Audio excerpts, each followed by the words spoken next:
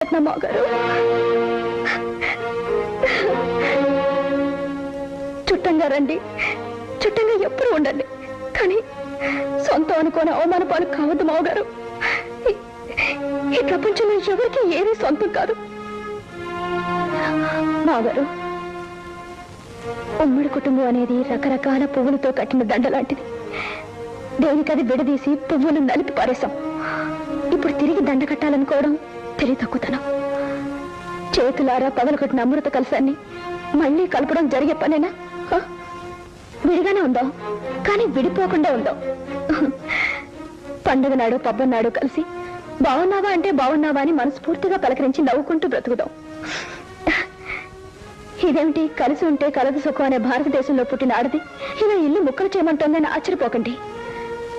కలిసి ఉండి రోజుకి 1000 సార్లు విడిపోవడం కన్నా విడిపోయి మనసులు కలిసి ఉండటం